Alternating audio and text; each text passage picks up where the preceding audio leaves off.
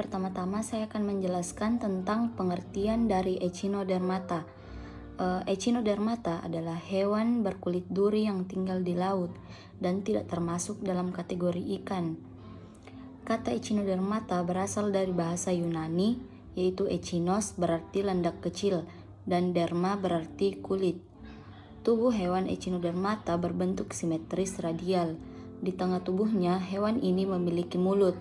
Echinodermata bergerak dengan lambat dan tidak ada yang hidup sebagai parasit, meski ada beberapa spesies yang hidup menempel atau sesil. Bagian tubuh Echinodermata. Tubuhnya terdiri atas 3 lapisan embrional, yakni ektoderm, mesoderm, dan endoderm yang mempunyai rongga tubuh yang biasa disebut selom yang sempurna, disebut triboplastik salomata. Selom pada Echinodermata dibatasi oleh peritoneum bersilia, berbentuk simetris bilateral jika masih larva, tetapi saat dewasa bentuknya simetris radial, bulat memanjang atau berlengan. Tidak memiliki kepala dan tubuh dalam sumbu oral aboral. Mulutnya ada di sisi ventral dan anus di sisi dorsal. Memiliki endoskeleton dari osikel berkapur, bergerak dengan ambulakral, yaitu kaki tabung berlubang kecil untuk mengisap. Memiliki sistem pencernaan sempurna kecuali bintang laut yang tidak mempunyai anus. Tidak memiliki sistem ekresi, perkembangbiakan secara seksual. Selanjutnya di sini ada beberapa filum dari Echinodermata. Yang pertama ada asteroide, contohnya bintang laut. Yang kedua Echinoide, contohnya landak laut. Yang ketiga Ophiroide, contohnya bintang ular. Yang keempat Crinoide, contohnya lili laut. Dan yang terakhir Holoturoide, contohnya teripang laut. Selanjutnya saya akan menjelaskan tentang filum dari Echinodermata. Yang pertama ada asteroide. Asteroide bentuk tubuhnya seperti bintang, hidup di habitat pesisir pantai, memiliki 5 lengan berduri pendek dan tumpul pada permukaan tubuhnya. Alat geraknya berupa kaki ambulakral. Tubuh bintang laut menjadi sisi oral atau sisi bawah atau tempat mulut, dan sisi aboral atau sisi atas atau tempat anus. Lapisan permukaan paling luarnya tersusun dari lapisan sel epidermis, bersilia, dan memiliki endoskeleton di bawahnya. Contoh asteroide adalah Kulkita atau bintang laut berkulit dan Lynchkia levigata atau bintang laut biru. Filum yang kedua ada Ophiroide, biasa juga disebut bintang ular karena memiliki lengan panjang dan pergerakannya seperti ular. Habitatnya berada di perairan laut dalam dan dangkal, khususnya di balik batu karang atau terkubur di dalam pasir. Hewan ini memiliki madreporid yang terletak pada bagian bawah mulut dan tidak memiliki anus sehingga sisa makanan dikeluarkan lewat mulut. Contohnya Ophiotrix fragilis dan Ophiopolis aculeata. Kelas yang ketiga yaitu Crinoidea. Bentuknya mirip bunga lili atau lili laut dengan 5 buah lengan yang bercabang.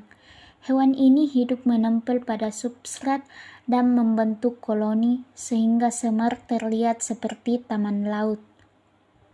Jenis Echinodermata ini tidak memiliki madreporid, sementara mulut dan anusnya terletak pada bagian oral.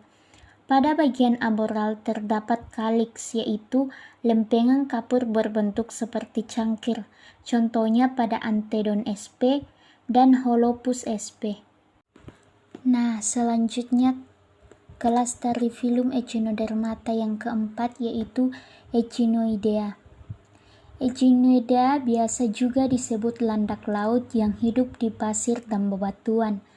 Hewan ini tidak memiliki lengan, berbentuk bundar agak pipi, dan permukaan tubuhnya dikelilingi banyak duri. Mulut dan 5 buah gigi hewan ini berada pada bagian oral, sedangkan anus dan lubang kelamin ada di bagian aboral. Contohnya pada bulu babi dan landak laut. Holoturoidea sering disebut mentimul laut. Hewan ini hidup di pasir atau kapur, bertubuh lunak, memiliki duri halus, dan bentuknya seperti kantong memanjang.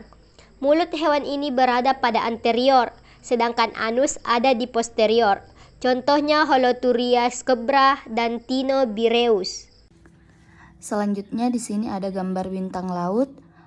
Di sini ada bagian-bagiannya. Yang pertama ada madreporid. Madreporid merupakan lubang tempat masuknya air dari luar tubuh ke dalam sistem pembuluh air. Yang kedua ada saluran batu, yaitu bangunan berbentuk pipa melengkung yang berfungsi sebagai saluran penghubung antara madreporid dengan saluran cincin.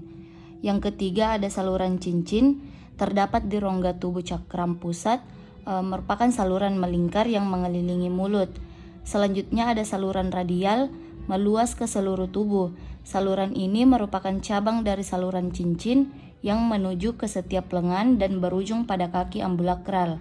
Selanjutnya ada saluran lateral yang bermuara ke ampula setiap kaki ambulakral atau kaki tabung, berhubungan dengan gelembung otot yang disebut ampula. Selanjutnya ada ampula, yaitu bagian pada kaki tabung yang berfungsi mengalirkan air sehingga bisa bergerak. Dan yang terakhir ada kaki tabung yang berfungsi untuk membantu dalam pergerakan dan makanan. Salah satu contoh dari kelas Echinoidea yaitu landak laut. Nah, landak laut ini memiliki bagian-bagian morfologi dan anatomi seperti yang telah kita lihat. Anus yang terdapat pada aboral dan mulutnya yang terdapat pada oral. Dan pada bagian luar yaitu terdiri atas banyak duri. Kemudian ada usus, gonad, kelenjar aksial, ampula, dan landak laut ini juga mempunyai cincin saraf. Nah, faringnya terdapat berdekatan dengan mulut dan esofagus pada bagian tengahnya. Seperti yang terdapat pada gambar, ada beberapa bagian dari Antedon sp, yaitu 1. Pinula. Pinula merupakan bagian cabang-cabang kecil dari lengan Antedon sp. 2. Oral atau bagian mulut. 3. Lengan. Antedon sp memiliki lengan yang bercabang mengelilingi kaliks. 4. Kaliks. Kaliks atau lempengan kapur berbentuk seperti cangkir. 5. Tangkai. Tangkai ini berfungsi untuk melabuhkan antedon pada substrat. 6. Akar. 7. Ciri. Ciri adalah ujung tangkai yang mempunyai zat tanduk.